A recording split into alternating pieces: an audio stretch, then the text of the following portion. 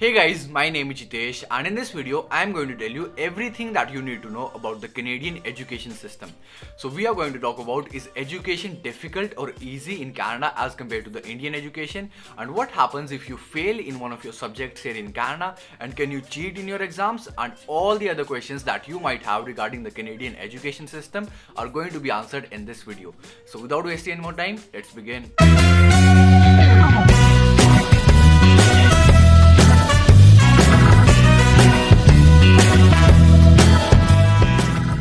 So first of all guys, सबसे पहले तो मैं आपको ये बता देता हूँ कि क्या कैनेडियन एजुकेशन इंडियन एजुकेशन से आसान है या ज़्यादा मुश्किल है। तो अगर दोस्तों मैं आपको इसका सिंपल सा आंसर बताऊँ तो कैनेडियन एजुकेशन इंडियन एजुकेशन से ज़्यादा आसान है। लेकिन दोस्तों ये भी डिपेंड करता है पर्सन टू पर्सन, क्योंकि दोस्तों अगर आपका कैनेडा में आने का मोटिव सिर्फ और सिर्फ ये है कि मैं कैनेडा जाते ही पार्ट टाइम जॉब ढूंढ लूँगा, मैं अपने सिन पे काम करने लग जाऊँगा, मैं कैश पे भी काम करने लग जाऊँगा और मैं बहुत सारे डॉलर्स वहाँ जाते ही कमाने लग जाऊँगा एंड बाद में मैं PR ले लूँगा, और आपने अपने एजेंट को भी ये कह दिया था कि मुझे कोई भी ईजी सा कोर्स दे दो, मुझे सिर्फ कैनेडा पहुंचना है, वहां जाके डॉलर्स कमाने हैं, तब उस केस में दोस्तों आपके लिए पढ़ाई थोड़ी सी मुश्किल हो सकती है, क्योंकि आपका सारा का सारा फोकस पैसे कमाने पे होगा, अपनी जॉब पे होगा। तो इसलिए दोस्तों आपको पढ़ाई में थोड़ी सी प्रॉब्लम आ सकती है। लेकिन दोस्तों अगर आपने यहाँ कैनेडा में अपनी कोई पसंद का कोर्स चूज किया होगा, आपने कोई ऐसा कोर्स चूज किया होगा जिसमें आपका इंटरेस्ट होगा, तो उस केस में दोस्तों अगर आप सिर्फ और सिर्फ अपनी क्लास में अपने प्रोफेसर को भी सुन लेते हो और आप घर पे जाके कुछ भी पढ़ाई नहीं करते, तो भी दोस्तों आपके इजीली हर एक सब्जेक्ट में अच्छे मार्क्स आ जाएंगे। सो क्या कैनेडियन एजुकेशन इंडियन एजुकेशन से आसान है या डिफिकल्ट है, ये डिपेंड करता है पर्सन टू पर्सन। पर अगर मैं आपको ओवरऑल आंसर दूं तो yes, Canadian education is easier as compare to the Indian education.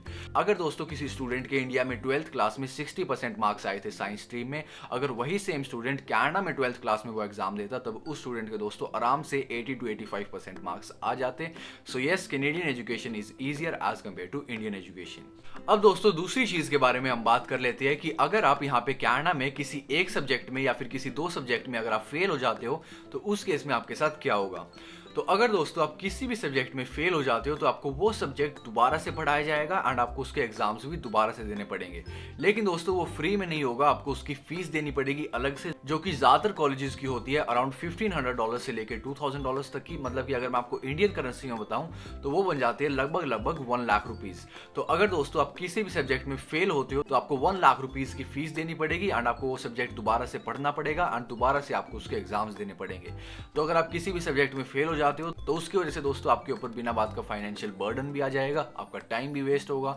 आपको पढ़ाई और ज्यादा टाइम तक करनी पड़ेगी एंड अल्टीमेटली दोस्तों जिससे आपके ऊपर काफी ज्यादा प्रॉब्लम्स आ जाएंगी। तो इसलिए दोस्तों आपको ध्यान रखना है कि जब आप यहाँ पे कनाडा में आओ तो जो आप कोर्स चूज करके आओ वो कोर्स आपकी पसंद का होना चाहिए, उस कोर्स में आपका इंटरेस्ट होना चाहिए, ताकि दोस्तों उस कोर्स के किसी भी सब्जेक्ट में आप फेल ना हो। और दोस्तों एक और चीज, यहाँ पे कनाडा के एजुकेशन सिस्टम में आपको थ्योरी वाले जो आपके एग्जाम्स होते हैं, जो आपको एग्जाम हॉल में जाके टेस्ट देने होते हैं लिखने वाले, उस टाइप के एग्जाम्स यहाँ पे कम होते हैं। उसकी बजाय दोस्तों यहाँ पे असाइनमेंट्स, लैब रिपोर्ट्स वगैरह ऐसी प्रैक्टिकल चीजें यहाँ पे ज्यादा होती है, जिसकी वजह से दोस्तों कई स्टूडेंट्स यहाँ पे क्या करते हैं, वो अपने क्लासमेट्स की, जो उनकी क्लास में और बच्चे हो, उनके असाइनमेंट्स या उनकी लैब रिपोर्ट्स की कॉपी कर लेते हैं, या फिर उन्हीं के कोर्स में जो पहले के सालों के बच्चे थे जिन्होंने वो असाइनमेंट्स या वो लैब रिपोर्ट्स बनाई थी, वो उनकी कॉपी कर लेते हैं और उनको जाके वो अपने प्रोफेसर को सबमिट करा देते हैं। अब दोस्तों अपने प्रोफेसर को अपने असाइनमेंट या अपनी लैब रिपोर्ट सबमिट कराने के दो तरीके होते हैं। पहला तरीका तो या तो आप फिजिकली जाके अपने प्रोफेसर को दे दो, वहाँ पे ड्रॉप बॉक्स वगैरह होते हैं उनमें आपको डालना होता है, या फिर दूसरा तरीका है कि आप ऑनलाइन सबमिट करा दो।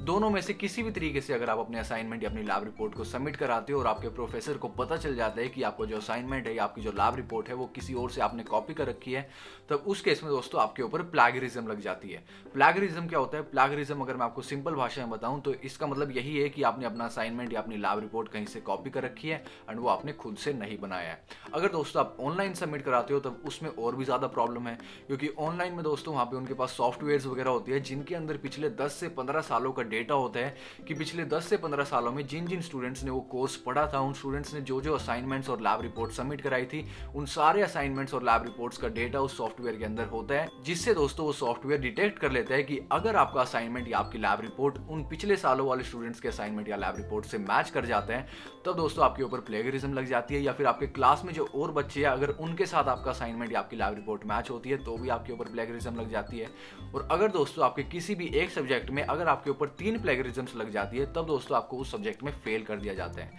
एंड फिर वही सेम प्रोसेस आपको रिपीट करनी पड़ेगी, वही सेम सब्जेक्ट आपको दोबारा पढ़ना पड़ेगा, $1500 से $2000 तक की फीस आपको देनी पड़ेगी एंड सारी पढ़ाई उस सब्जेक्ट की दोबारा करनी पड़ेगी, सारे एग्जाम्स दोबारा देने पड़ेंगे। तो इसलिए आपको ध्यान रखना है कि आपको अपने असाइनमेंट्स और लैब रिपोर्ट्स तो खास तौर से किसी की भी कॉपी नहीं करनी है, ये दोनों ही चीजें आपको अपनी खुद बनानी है। अब दोस्तों तीसरी चीज के बारे में हम बात कर लेते हैं कि क्या आप कैनेडा में चीटिंग कर सकते हो या नहीं कर सकते हो, या फिर इसको मैं रिफ्रेज कर देता हूं कि क्या आप कैनेडा में चीटिंग कर पाओगे या नहीं कर पाओगे अपने फिजिकल एग्जाम्स में, मतलब कि जो आपके एग्जाम हॉल में रिटन एग्जाम्स होते हैं क्या आप उनमें चीटिंग कर पाओगे या नहीं कर पाओगे। अब दोस्तों ये चीज वैसे ही सेम है जैसे इंडिया में थी। इंडिया में कई स्टूडेंट्स ऐसे होते थे जो चीटिंग कर लेते थे लेकिन पकड़े नहीं जाते थे, कई स्टूडेंट्स ऐसे होते थे जो चीटिंग करने की कोशिश करते थे लेकिन पकड़े जाते थे। वैसे ही सेम दोस्तों यहाँ पे कैनेडा में भी है। अगर आप एक्सपीरियंस्ड हो, आपने पहले कई बार चीटिंग कर रखी है इंडिया में, तब दोस्तों चांसेस है कि आप यहाँ पे भी चीटिंग कर लोगे, आप पकड़े नहीं जाओगे। लेकिन दोस्तों अगर आपने पहले कभी चीटिंग नहीं करी, आपके पास कुछ भी एक्सपीरियंस नहीं है, तब उस केस में आप चीटिंग करते हुए पकड़े जाओगे, प्रोफेसर आपको पकड़ लेंगे एंड वो उसी टाइम आपका एग्जाम वहाँ पे कैंसिल कर देंगे एंड आपको एग्जाम हॉल से बाहर निकाल दिया जाएगा।